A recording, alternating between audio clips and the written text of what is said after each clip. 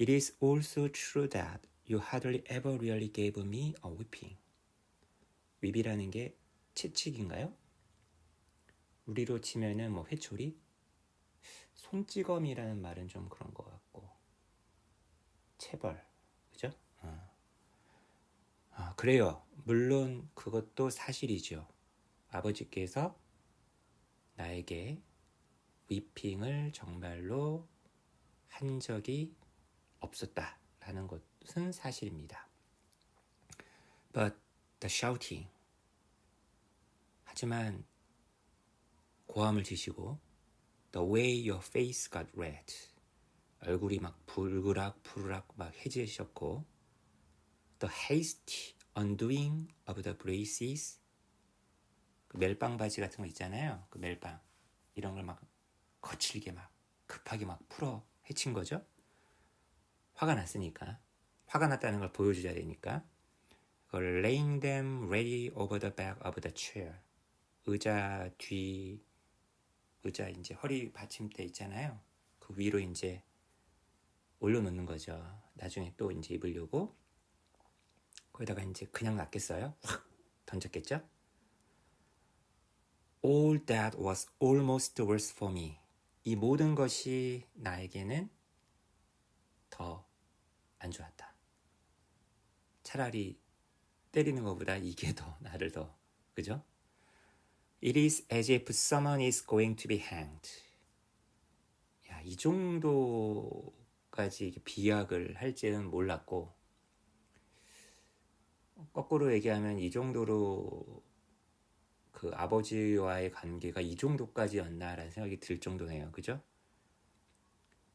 마치 그런 광경 앞에서의 나를 뭐에 비유한 겁니까? 사형수로 비유를 하는 거죠. Someone is going to be hanged.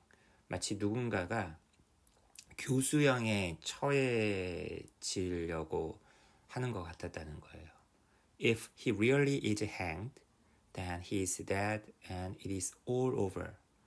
만약 그냥 교수형에 딱 처해져 버리면 죽고 그냥 끝나는 거 아니야. 하지만, but if had to go through all the preliminaries to being hanged and he learns of his reprieve only when the noose is dangling before his face. 이건 정말 나를 말려 죽이는 거 아니냐, 고문에서. 교수형에 처해지기까지의 모든 예비 절차가 있을 거 아닙니까? 이런 걸 다 거쳤어. 안대 풀고요. 그죠? 뒤에 있는 손 묶고요. 마지막으로 하신 말씀, 뭐 이런 거 있잖아요. 그런 걸 다 해야만 했고, 근데 딱 그 올가미가 머리 눈앞에 딱 댕글댕글 매달려 있는 거예요. 이제 곧 있으면 죽는 겁니다. 딱 그 순간 사면, 그죠? 리프립, 이것에 대해서 알게 된 거예요. 만약 그래 버린다면 he may suffer from it all his life. 그게 평생 트라우마가 되는 거 아니겠느냐, 그죠? 평생에 걸쳐 그것 때문에 고통받을지 모른다.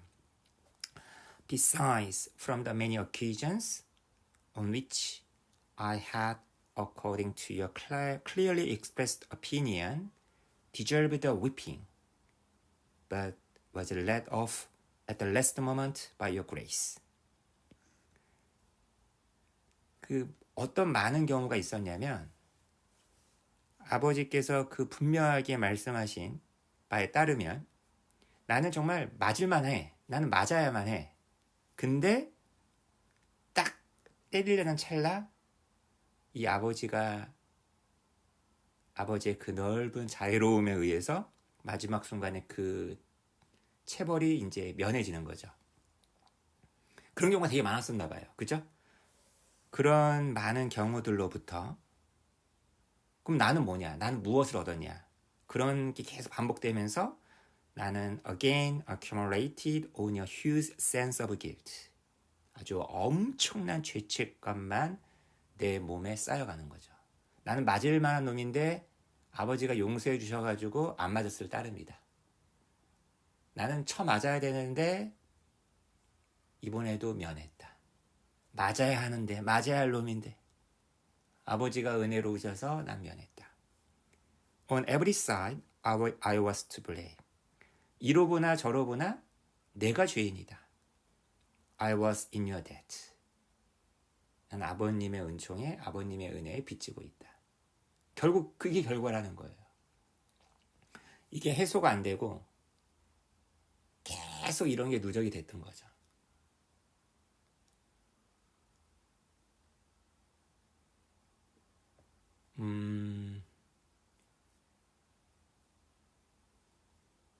중국하고 일본하고 다르게 유독 그리고 전 세계적으로 지금 기독교가 가장 위세를 떨치고 있는 곳이 어디라고 하죠? 우리나라. 그리고 미국의 빈민가, 특히 흑인, 그리고 아프리카 나라들. 왜 유독 한국이 일본과 뭐 중국과 다르게 이렇게 기독교가 이제 이렇게 성황을 하는 걸까? 이게 단순히 어떤 한국 기독교인들만의 능력만은 아닐 거 아닙니까? 그리고 그 한국 기독교의 어떤 현실에 대해서 굉장히 비판적인 시선도 되게 많잖아요. 잘못된 어떤 지나친 어떤 복음주의라든지 자신의 어떤 복을 구하는 어떤 그런 거라든지 한국 역사를 보면서 그 조선 후기의 그 남인 변방에 있었던 그 남인 그 유학자들의 그 천주교 서학을 굉장히 적극적으로 받아들이려고 했었던 그들의 어떤 이상주의 뭐 이런 것도 하나의 뭐 요인으로 들은 것도 있고 그 다음에 구한말 거치고 일제를 거치면서 그 유대인들이라든지 예수의 핍박과 그 순환을 되게 동일시하면서 거기서 위안을 얻었었던 어떤 우리 민중의 삶 뭐 이제 그런 것도 이제 많이 최근에 좀 들었던 것 같아요. 그리고 이제 당연히 해방이 되어서도 6.25 전쟁을 거치고 나서도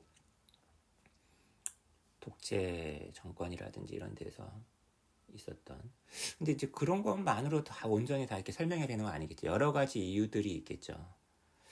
그러면서 이제 좀 문명론적으로 이 기독교를 바라보는 다른 유학, 다른 어떤 불교와 비교해서 바라보는 어떤 분들 얘기 속에서 이게 참 이 기독교의 어떤 죄의식, 죄책감이라는 게 동양인들의 정서하고 잘 안 맞는 건데 어떻게 이렇게 기독교가 수용이 됐을까? 이건 분명 필시 한국적 기독교이지 그네 본연의 기독교는 다른 것이다. 뭐 이제 이런 글들을 좀 많이 읽어요.